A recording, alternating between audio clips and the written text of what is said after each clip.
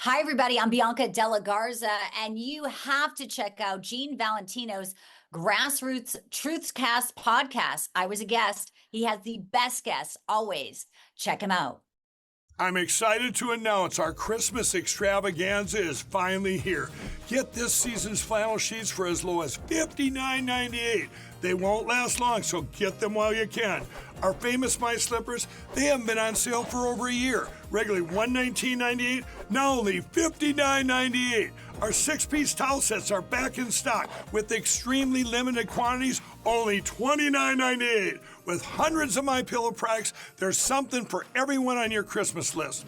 Bathrobes, duvets, quilts, down comforters, and so much more. So go to MyPillow.com or call the number on your screen. Use your promo code to save on all MyPillow products. For example, flannel sheets for as low as $59.98, or our six-piece towel sets, just $29.98. But that's not all. I'm extending our 60-day money-back guarantee until March 1st of 2025. Plus, all orders over $75 or more ship absolutely free.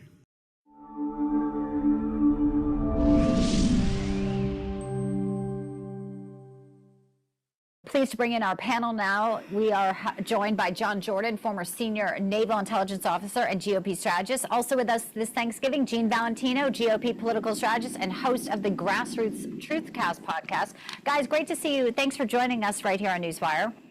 Thanks for having me.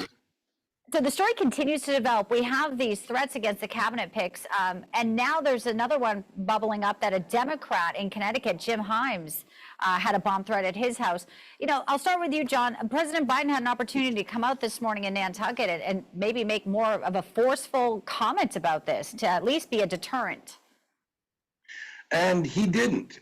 He was at a very lavish, swanky going away party, I think it was last night and yesterday.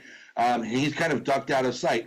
The President of the United States should be out in front of this. The American people deserve to know, is this just a bunch of crackpots, making threats randomly at the same time?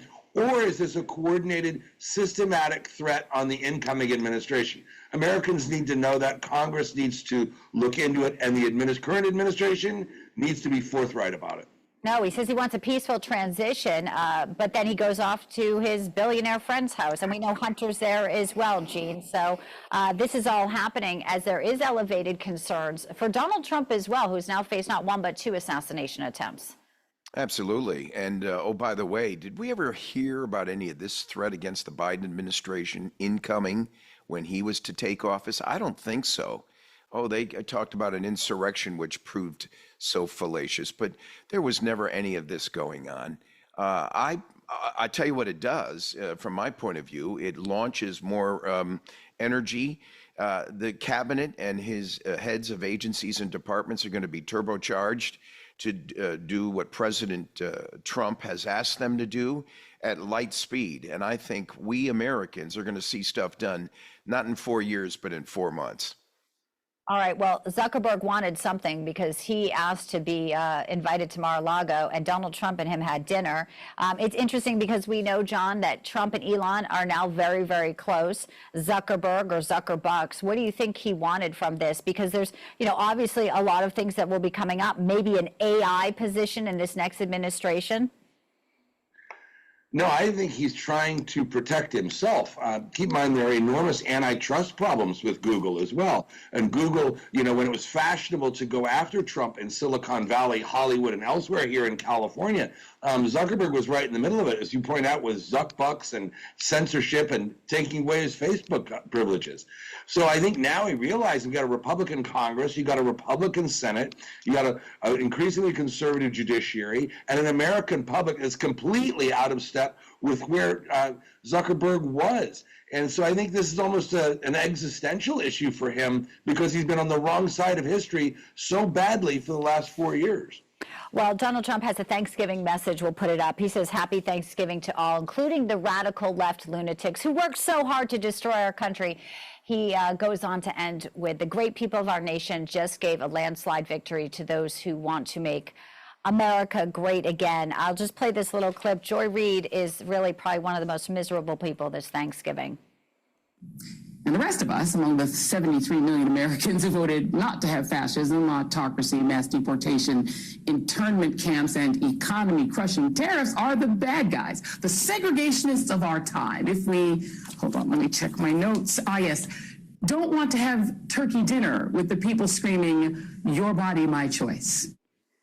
Just lovely, Jean, isn't she?